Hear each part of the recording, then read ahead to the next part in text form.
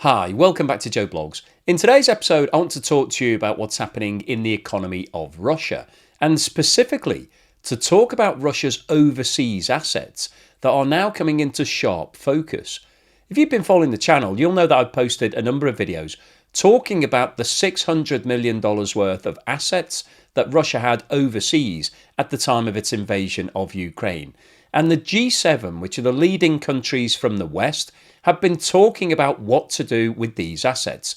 The USA and the UK have taken the most aggressive approach. They want assets to be completely seized and handed across to Ukraine to help them in their war against Russia.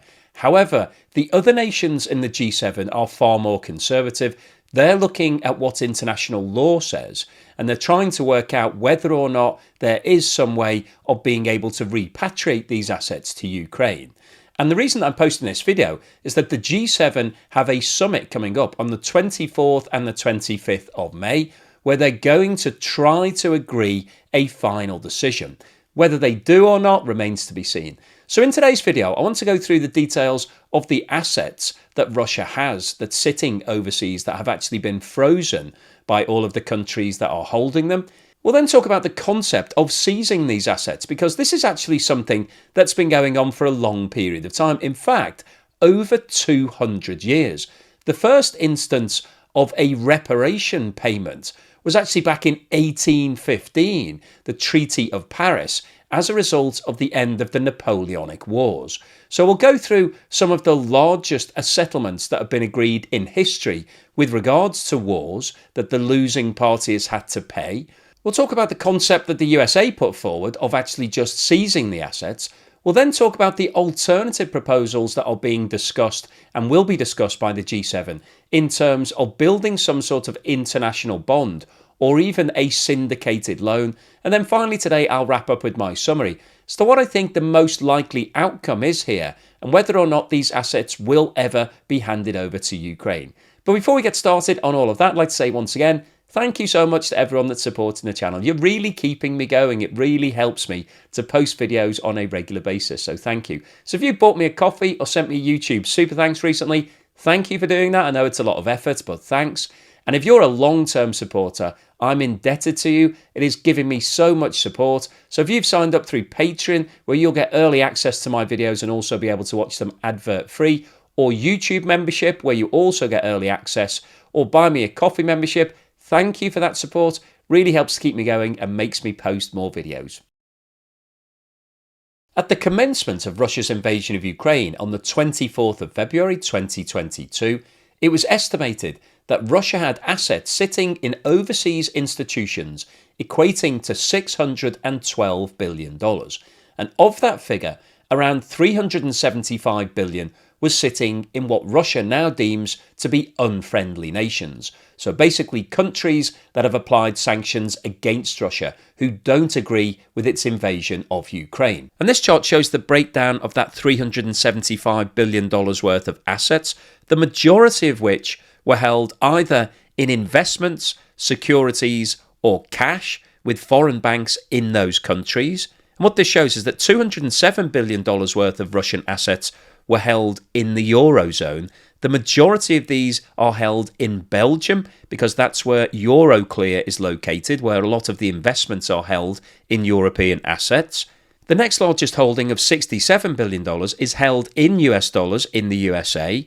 $37 billion worth of investments were held in the UK, $36 billion in Japan, $19 billion in Canada, $6 billion in Australia, $1.8 billion in Singapore, and $1 billion in Switzerland in Swiss franc denominated investments. Now, of that original $375 billion worth of cash investments in all of those countries, it's now estimated that the total value is around $285 billion, as around $90 billion was used for payments that were needed in the ordinary course. So this money was moved before all of those assets became frozen. It was recently announced that the vast majority of that $285 billion has now been converted to cash, which is obviously easy to do anything with. We're not talking about long-dated securities or bonds or shares that can move up and down in value. We've got hardcore cash that will have a long-term value. and it's estimated that that $285 billion is generating around $5 billion in income every single year. So this is the money that cash is earning just by sitting on deposit. Now, I've done a quick calculation, and that equates to around 1.4% interest, which seems pretty low to me because interest rates currently in most of the major economies are sitting at somewhere around 4 or 5%. So I think that cash should be generating much more than $5 billion, maybe as much as 10 or 15 billion every single year. But that's the figure that's been published. So someone somewhere, I think, is making a small profit on this by not paying the market rate on all of that cash. And the big question now is what happens to this cash? As I mentioned at the start of today's video, the concept of war reparations, basically the aggressor having to pay damages in respect of all of the damage that's been caused as a result of the war, dates back more than 200 years to Napoleon's loss at the Battle of Waterloo. And back in those days, the Treaty of Paris deemed that France had to pay 700 million French francs in compensation as a result of everything that it had been doing. Now, obviously, 700 million French francs in today's money would be tens of billions of dollars. So we're talking about a serious amount of compensation. And this concept of having to pay damages at the end of a war has been consistently upheld. At the end of World War I, the Treaty of Versailles deemed that Germany had to pay 132 billion golden marks in compensation. Now, interestingly, Germany never actually paid all of that because it didn't have the finances. And also World War II started before they managed to actually pay off their debt. And interestingly, at the end of World War II, the Potsdam Conference deemed that Germany had to pay 23 billion US dollars in damages. Now, Germany actually didn't have any assets at that point in terms of cash to be able to make those payments. And so the Allied forces took that payment in terms of machinery and manufacturing plants that Germany had built up. So basically, Germany was stripped of all of its industry. Now, interestingly, when you look back in history, that clean break from all the old industrial past gave Germany a kickstart. And that's why German engineering today is some of the best in the world, because they had to start from fresh. And so they had a clean slate to be able to build state-of-the-art manufacturing. Alongside Germany's payments for World War II, Japan were also hit with damages claims as a result of the Treaty of San Francisco, and $24 billion worth of overseas Japanese assets were seized and taken as that payment. Now, in terms of more recent conflicts, Iraq was deemed to be financially liable for the damages caused by the invasion of Kuwait in 1990, and multiple claimants put forward damages claims against Iraq. And interestingly, the USA seized $1.4 billion worth of Iraqi assets that were sitting in the USA and repatriated that cash in order to pay for some of the repairs needed in Kuwait. And I think this is an interesting point because this is similar to what the USA is now proposing happens for Russia. But the key difference that we've got with all of these different settlements is that they all took place after the war had ended. Once the war was complete and finished, it was deemed who was liable, and then that liable party was hit with a damages claim. What we've got in the current situation is a live war. What's going on in Ukraine is obviously continuing. We don't know when that's going to end. It could run on for years and years from now.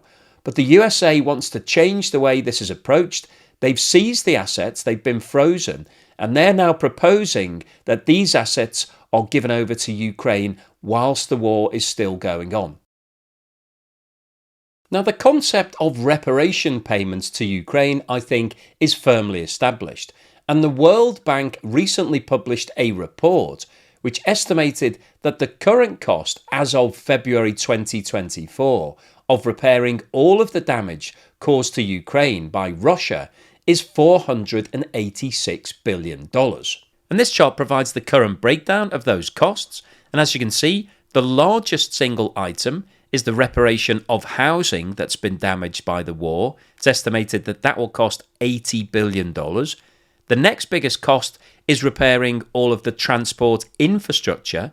which is estimated to be around $72 billion. The next highest cost is repairing all of the damage to commerce and industry, which is estimated to be around $70 billion. Repairing the damage caused to agriculture is estimated to be around $55 billion. Damage to the energy sector is around $48 billion. Social protection and livelihoods, $45 billion. Explosive hazard management, such as removing all of the unexploded devices, will cost around $35 billion. And as you can see, there are multiple other sectors that require tens of billions of dollars worth of investment to put them back to the situation they were in before Russia's invasion. Now, the World Bank report was published in February, around 2 years after the start of the war, and the $486 billion worth of damages equates to around $20 billion per month of this war. And obviously, it's still going on now. So potentially, we are now well over $500 billion and heading towards 550, 600. Who knows where this number will stop? And the USA and the UK have been the most bullish in terms of what should be done about this.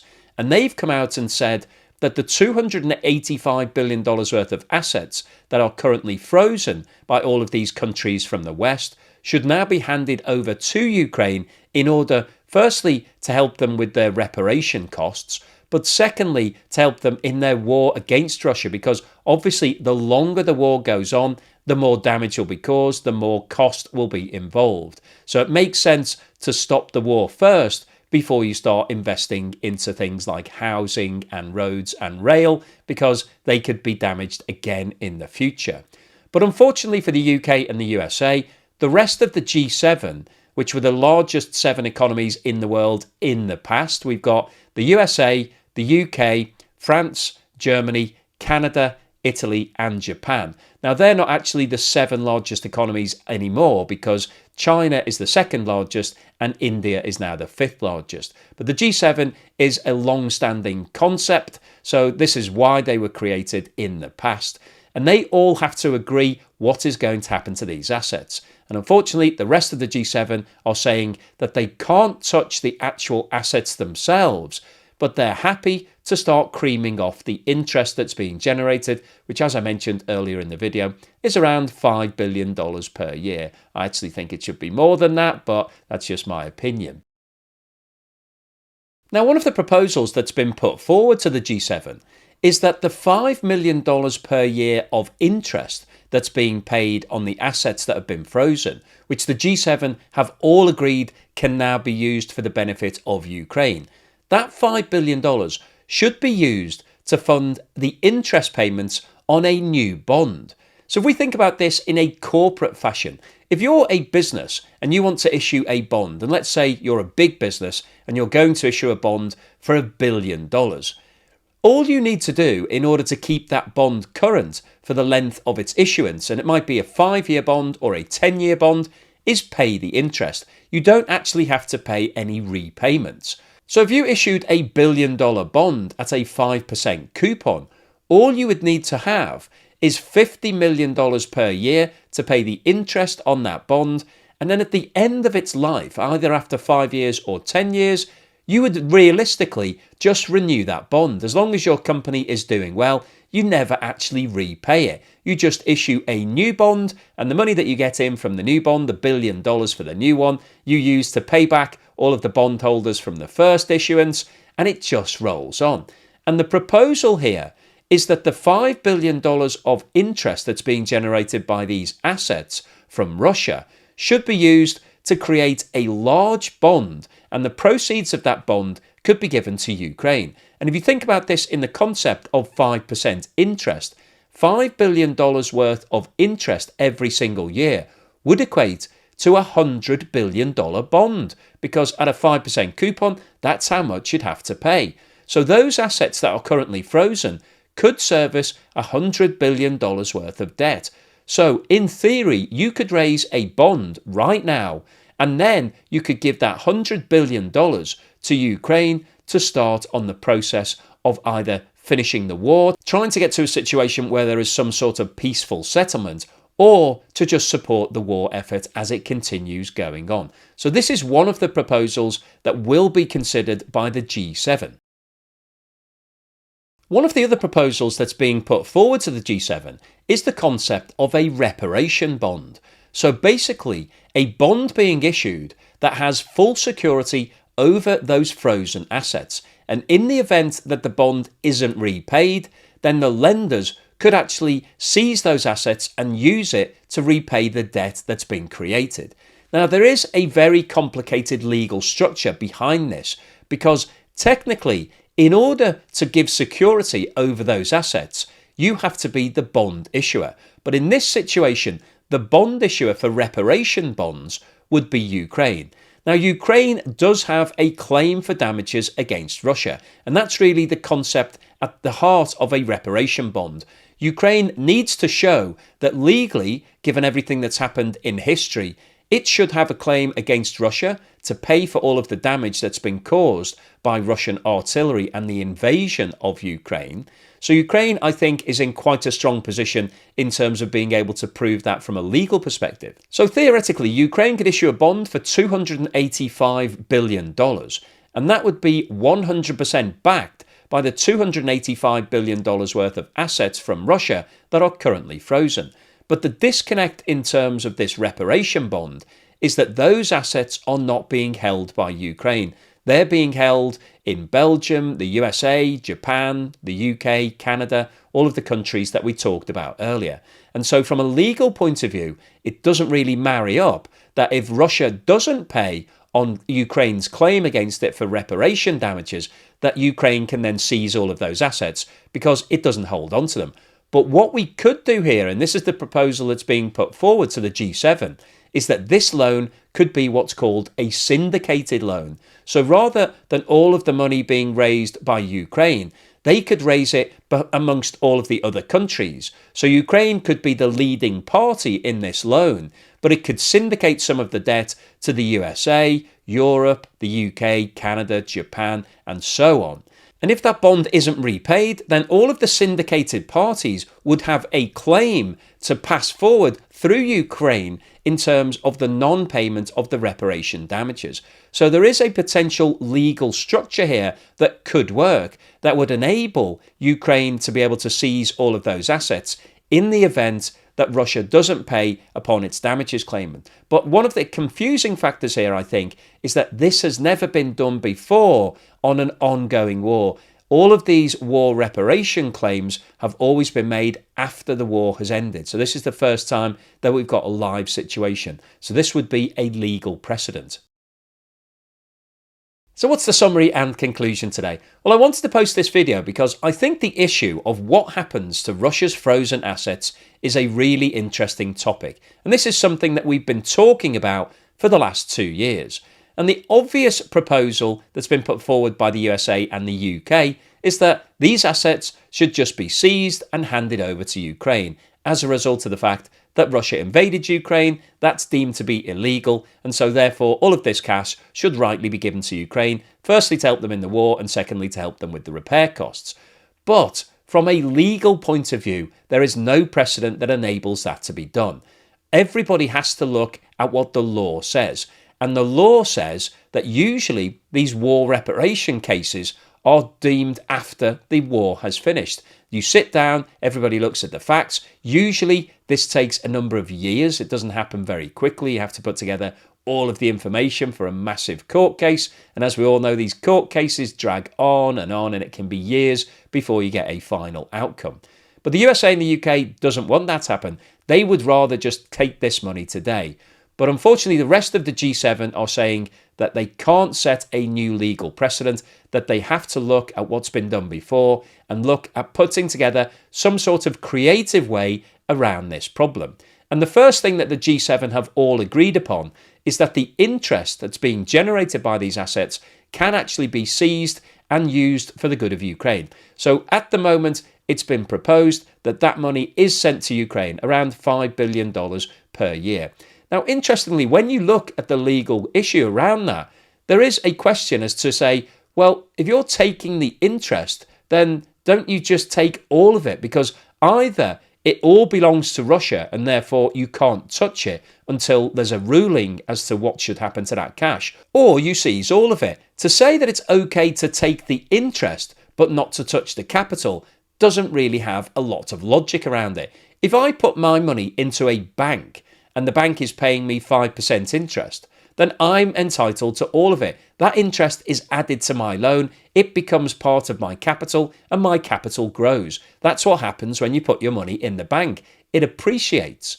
If the bank writes to me and says, actually, we've decided that the interest that we were going to pay you, we've decided to keep that for ourselves because we don't like you or for whatever reason, I would have a bit of an issue with that. And I think I would have a strong legal case to say to the bank, no, you owe me the interest because that was the terms of the agreement, and I don't agree that it's okay for you to just steal the interest. So the fact that the G7 is saying, well, we'll just take the interest because that's fine, we don't have to give that to Russia, but Russia can keep all of its capital, doesn't really make sense. Either you're saying we're going to take it because of the war in Ukraine, or you say it's all for Russia. So there is a slightly mixed message here, but that's what's been agreed by the G7. They seem to think that taking the interest is okay, but they can't touch the capital.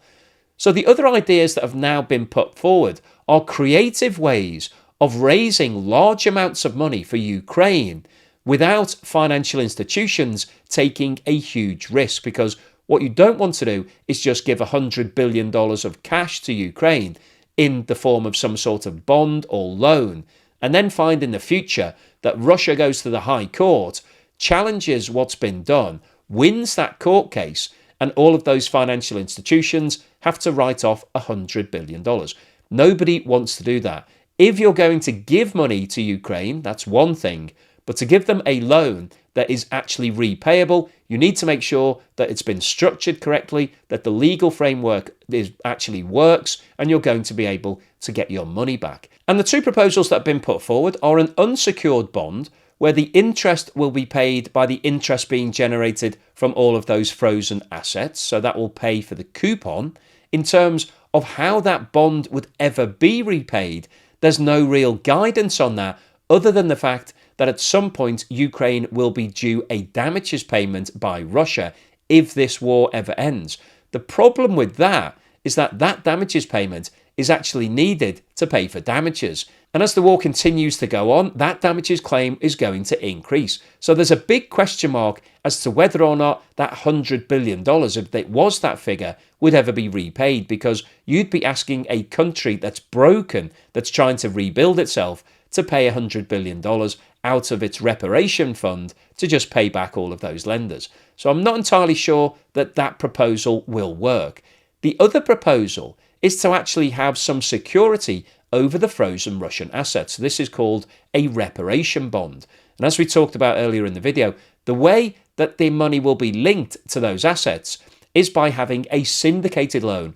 All of the countries that are sitting on those assets would join in that loan, and they would therefore have a claim through Ukraine against Russia. And in the event that Russia doesn't pay, then all of those financial institutions would be able to seize the Russian assets and use them to repay their debt. And I think as it stands at the moment, that looks like the most realistic outcome here. However, all of the G7 will have to be on board for that. They'll all have to be happy that the legal framework is rock solid, it's watertight, and that Russia won't have a claim against them in the future.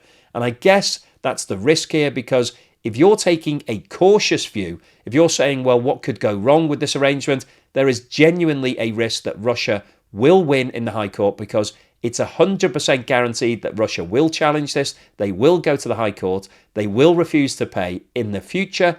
And it's likely that if the G7 lose, that they'll have to write off all of that money. So I think what we're looking at here, realistically, is the bottom line is that all of those countries would need to be happy taking that loss in the event that that did happen. And I'm not sure as it stands right now that all of the G7 will be on board for that. So hopefully you've enjoyed today's video, you found it useful, informative and thought-provoking. If you've liked what I've said, then please give me a thumbs up. Thank you for watching this video all the way through to the end, and here's something to put a smile on your face.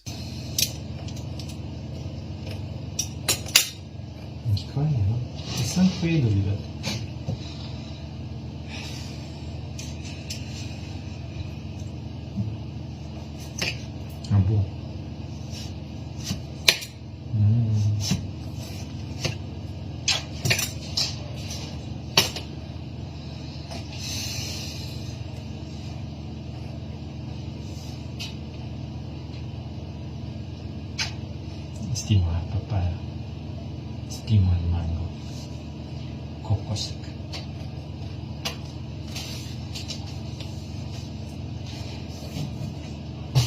Milk.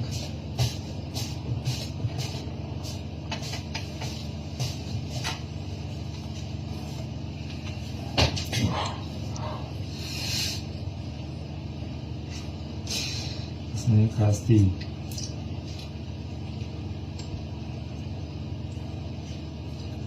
Mga popcorn.